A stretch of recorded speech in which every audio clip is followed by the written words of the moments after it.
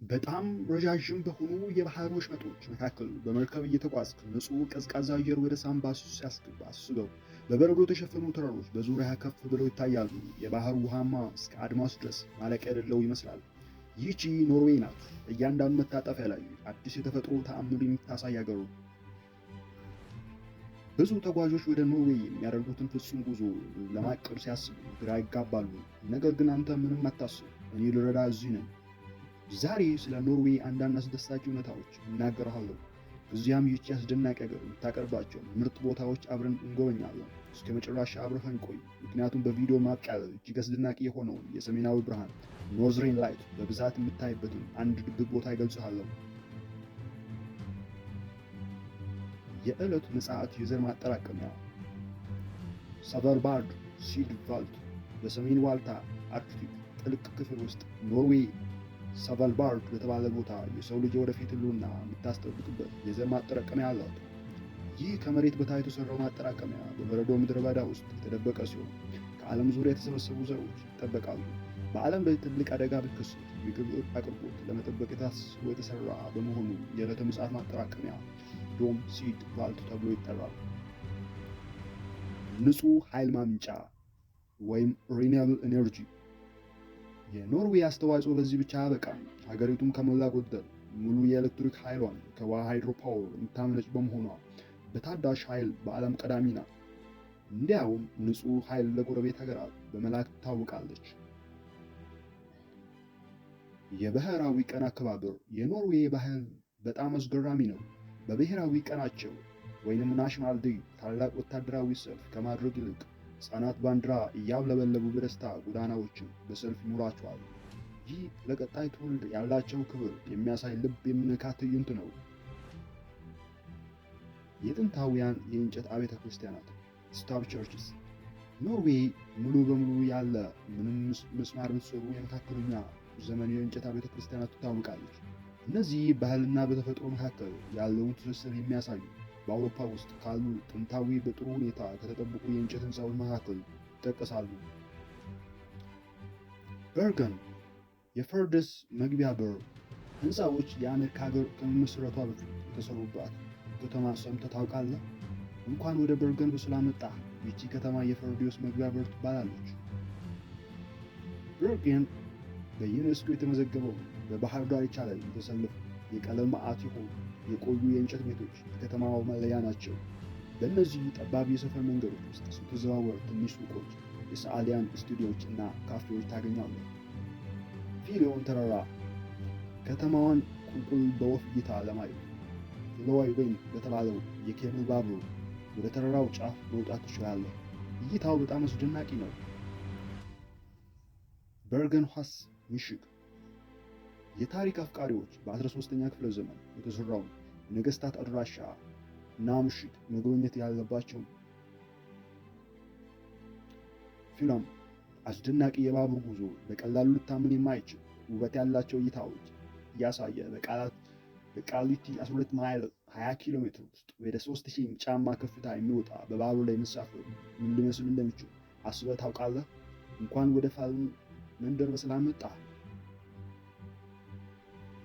የፊንላንድ ባቡር በዓለም ካሉ እጅግ ውብ የባቡር መስመሮች አንዱ ነው። በባቡር ገደላማ ሸለቆች ውስጥ ስትወጣ ፏፏቴዎችን፣ አረንጓዴ መስኮች በመስኮት ትመለከታለህ። ይህን አስደናቂ የምህንድስና ውጤት ለመስራት ከተቆፈሩ 20 መተላለፊያ ዋሻዎች ውስጥ 18ቱ ሙሉ በሙሉ በእጅ የተቆፈሩ ናቸው። ኖርዌይ ፊዮርድ በአውሮፓ ውስጥ ካሉ እጅግ በጣም የባህር ወሽመጦች አንዱ ሲሆን በዩኔስኮ የተመዘገበ የተፈጥሮ ድንቅ ነው። ስታግሳን እይታ ከተራራው ጫፍ ላይ 30 ሜትር ወደ ውጭ ወጥቶ የተሰራው የስነ ህንፃ ጥበብ ሲሆን ከባህሩ በ650 ሜትር ከፍታ ላይ ቆመህ አስደናቂ እይታ እንድታይ ያደርግሃል። ጌራንገር ፊዮርድ ይህ የ15 ኪሎ ሜትር ርዝመት ያለው የባህር ወሽመጥ በኖርዌይ ውስጥ የግድ መታየት ያለበት ቦታ ነው። ሰባቱ የእህትማማቾች ፏፏቴ ዘ ሰቨን ሲስተርስ ዋተርፋል።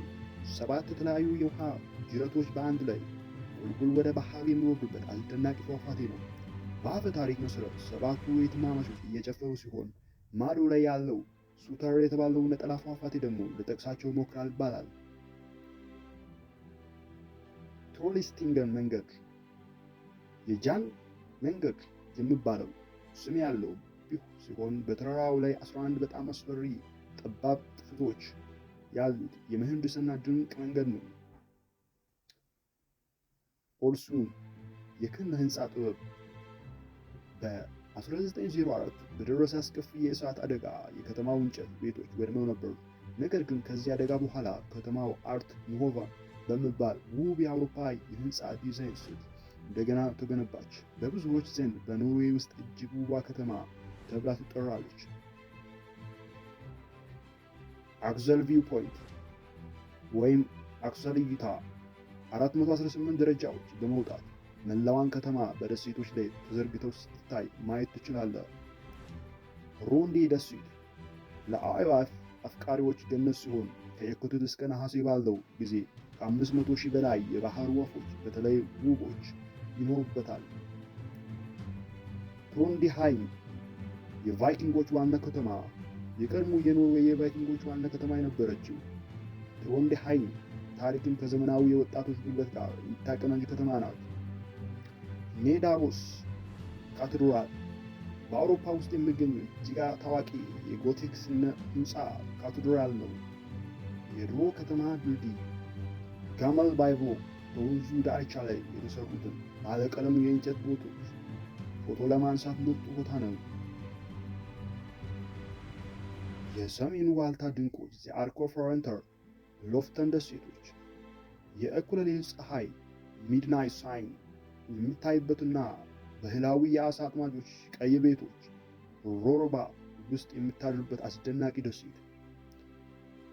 ሬይን በቀይ ቤቶችና በተራራው ጀርባ ውበት የምትታወቀው ውብ መንደር ናት።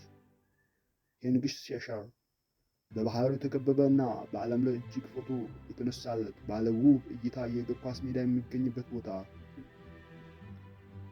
ቬስትራላንድ ነባሪዎች ወልስ መገኛ ከሎፍተን በስተሰሜን የሚገኝ ሲሆን ግዙፍ አሳ ነባሪዎች ወልስ ኦርካስ ከባህር ውስጥ ብቅ እያሉ ሲዘሉ የምታይበት የዓለም ምርጥ ቦታ ነው።